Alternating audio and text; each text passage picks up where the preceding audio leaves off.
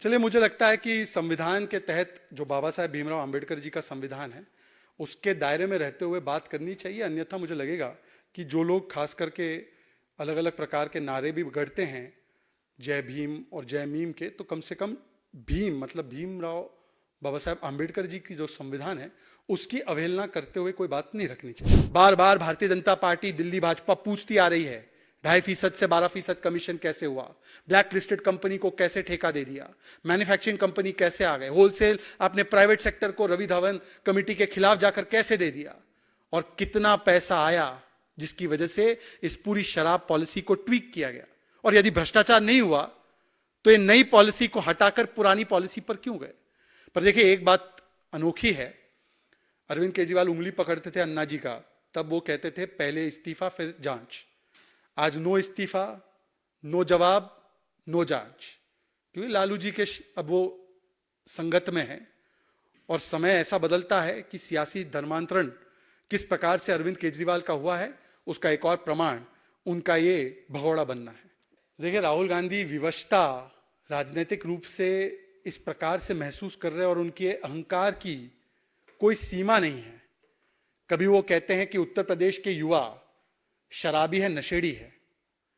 उत्तर प्रदेश के विषय में और उत्तर प्रदेश और बिहार के विषय में उनके साथियों ने भी अलग अलग प्रकार के वक्तव्य दिए, वो हमारे सामने हैं।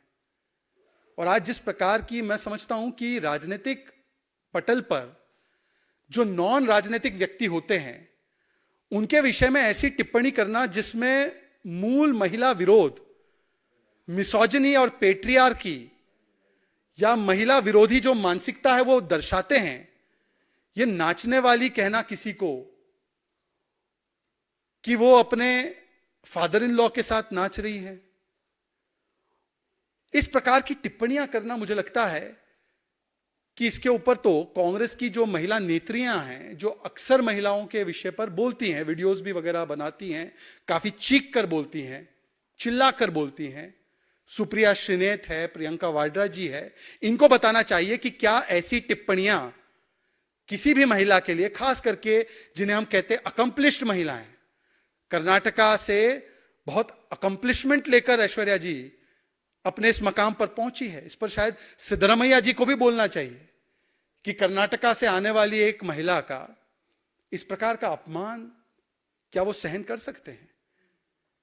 इसके ऊपर उनकी महिला विरोधी मानसिकता के ऊपर बताना चाहिए। परंतु राहुल गांधी से अपेक्षित है, जिस व्यक्ति ने मंदिर में जाने वाले महिलाओं को छेड़ते हैं, ओबीसी समाज के बारे में अभद्र टिप्पणियां करना जिससे वो कन्विक्ट हुए हैं, और जिसकी पार्टी का चरित्र ही ये रहा हो कि Hindu terror, Hindutva is like ISIS and Boko हराम, और अलग अलग टिप्पणियां, गाली गलौज, मोदी जी की कब्र खुदेगी, मोदी जी भस्मसूर, गंगू तेली, इस प्रकार से नीच उनकी जातियों को लेकर करके टिप्पणी करना, तो जिनका ये चरित्र रहा है उनके राजनीतिक डीएनए में इसी प्रकार की टिप्पणियां करना यह स्वाभाविक सी बात है। परंतु ये उनके राजनीतिक विवशता का और अहंकार भाव का एक और महिला विरोधी मानसिकता का एक और प्रमाण है।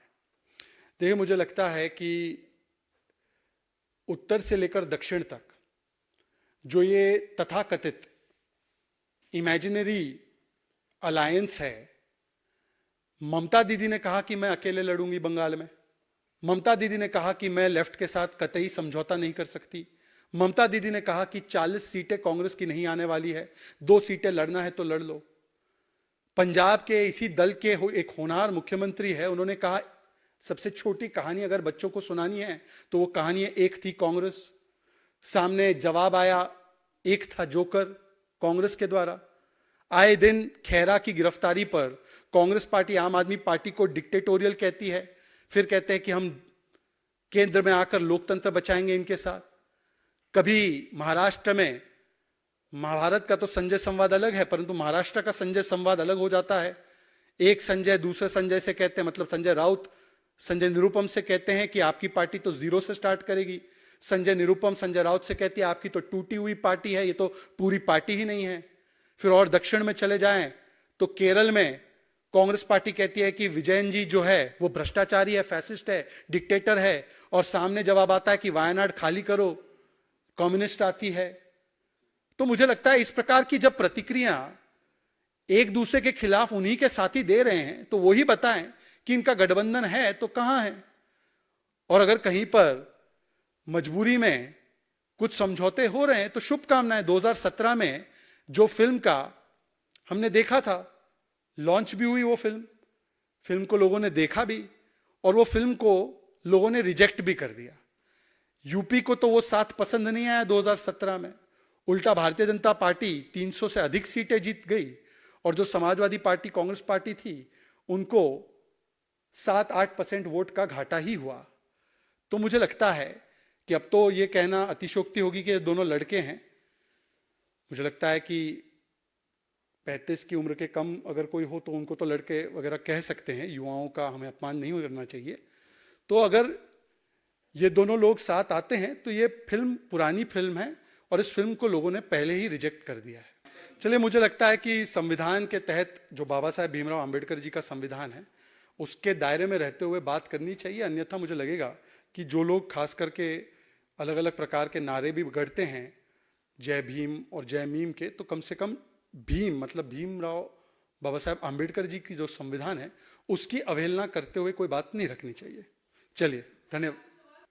मुझे लगता है कि कांग्रेस पार्टी का जो हिंदू विरोध है वो दिन प्रतिदिन अलग अलग रूप और रेखाएं ले रहा है। पहले तो ये प्रभु श्री राम के अस्तित्व को नकारते थे, राम मंदिर का विरोध करते थे, हिंदुत्व आईएसआईएस बोको हराम है, कांग्रेस के कर्नाटका के ही नेता हैं जिन्होंने कहा हिंदू गंदा शब्द होता है।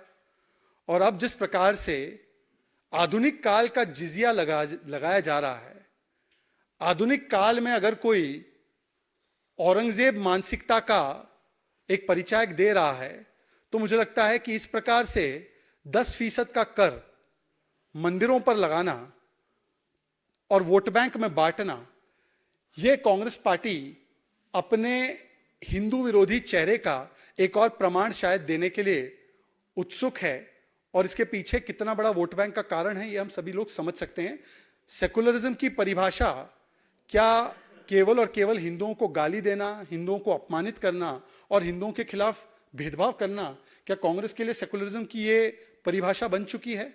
हो सकता है ये उनके ही सेकुलरिज्म का हिस्सा है, क्योंकि सोमनाथ से लेकर अयोध्या तक विरोध करना, इसकी मुखालफत करना उनके राजनीतिक डीएनए में रहा है। धन्यवाद।